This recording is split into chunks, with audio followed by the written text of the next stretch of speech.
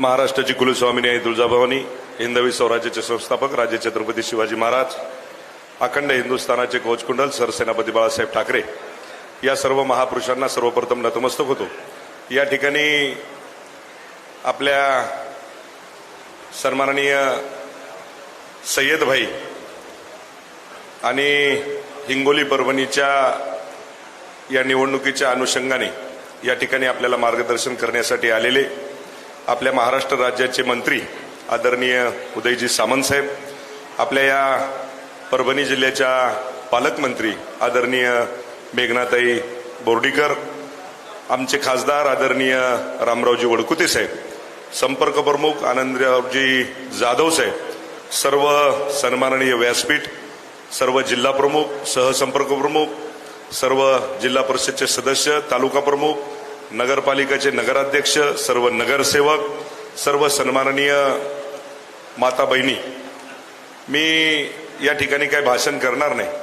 पण सन्माननीय साहेब आपल्याला मी एवढा शब्द देतो की माझ्या हिंगोली जिल्ह्याच्या वतीनं माझ्याकडे 131 मतदान आहे आणि 131 ला मी तरी आज या ठिकाणी आपल्याला सांगेल, ज्यावेळेस हिंगोली जिल्ह्याची पेटी त्या ठिकाणी फुटेल त्यावेळेस 120च्या वर त्या ठिकाणी शिवसेनेच्या धनुष्य म्हणजे महायुतीच्या उमेदवाराला या ठिकाणी मतदान झाल्याशिवाय राहणार नाही। साहेब, आता तुम्ही आम्हाला आदेश दिला, आनंदराव जाधव साहेबाचा फोन आला आणि सर्व नगरसेवक, सर्व सदस्य या ठिकाणी घेऊन आणण्यासाठी आपण सांगितले। मला वाटते की 85 नगरसेवक या ठिकाणी सभागृहामध्ये हिंगोली जिल्ह्यामधून आलेले आहेत। या ठिकाणी आपल्याला एवढंच सांगेल की जो शब्द तुम्ही टाकसाल त्या ठिकाणी शिवसेना, भारतीय जनता पार्टी, राष्ट्रवादी आणि राहिले जे काही पक्ष असतील ते सुद्धा त्या ठिकाणी आपल्या सोबत आहेत, कुठल्याही प्रकारचं दुमत नाही। त्या ठिकाणी सर्व सय्यद भाई, तुम्हाला आज या ठिकाणी सांगतो की हिंगोली जिल्ह्यामधून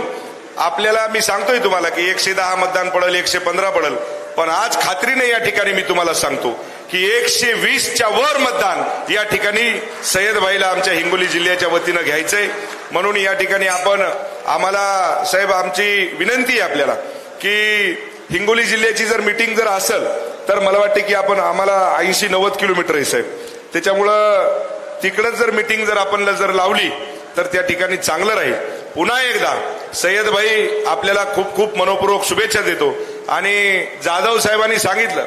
ज्या ठिकाणी उदय सामंत साहेब आले त्या ठिकाणी महायुतीचा झेंडा फडकल्याशिवाय राहत नाही, याच्यात कुठल्याही प्रकारचं दुमत नाही। या ठिकाणी मी आपल्याला सांगेल की नेता कसा असावा, तर मला वाटते की उदयजी सामंत सारखा असावा, कारण की जेवढं कौतुक करावं तेवढं कमी आहे। जर सर्वसामान्य शिवसैनिका जर कधी जर त्यांना जर फोन केला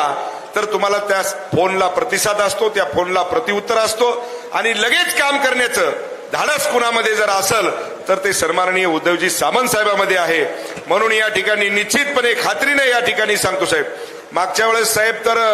म्हणजे पूर्ण महाराष्ट्रामध्ये